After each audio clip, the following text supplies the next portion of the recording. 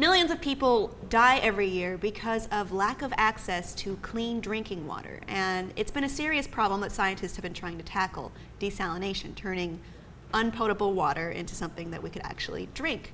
And a third of the world is actually water stressed, meaning they are vulnerable to dying because of lack of clean drinking water. And the problem with desalination is it's prohibitively expensive to do, right? Yeah.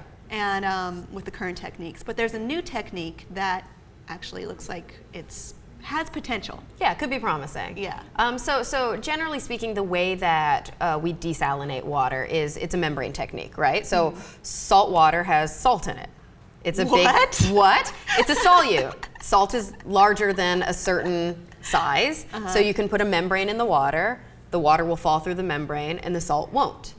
That's how we've always done it. But you have to actually add some sort of force, some sort of energy to push the water through. Otherwise, it takes a really long time, and you can really only do this in small batches.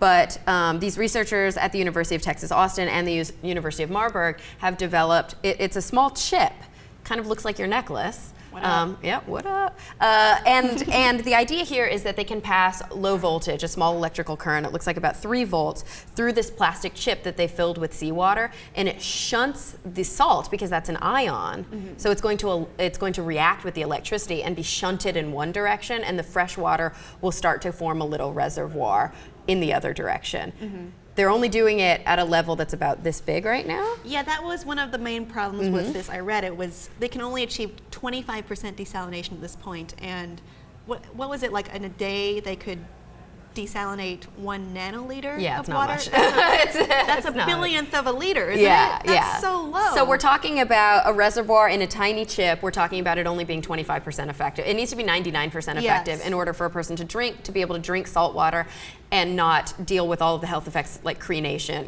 their cells shrinking, basically dehydration. Drinking seawater will dehydrate you. I know it sounds crazy. We can talk about osmosis. I can explain to you why. You can look it up, remember from freshman biology. But you can't drink seawater. It's really bad for your cells. And so the idea here is that they've only been able to achieve 25% desalination, but it looks like a step in the right direction, that if you can deliver this low voltage on a small scale, it may be able to be scalable, because right now it looks like this may be able to run on something with as low energy as a simple like AA battery. That's huge. The small chip, or if you were to expand this? I'm not sure. I'm not sure when it comes to being scalable. It does seem like, though, it's going to have low energy consumption compared to traditional techniques, which involve straight kind of membrane filtration. So, a lot of people are excited. This is hot off the press at UT, but they've still got a lot of work left to do. Fresh water is just not available, and with global climate change, with individuals that are living in these more arid areas, it's very difficult to get the appropriate water to drink, to be able to cook, to be able to have proper sanitation, to prevent disease. And there's seawater everywhere. That's the thing. We have an abundance of water on this planet. That's the fucked up part. I know, but we can't drink it. I know. And so to be able to convert seawater to fresh drinkable water, it would be a game changer.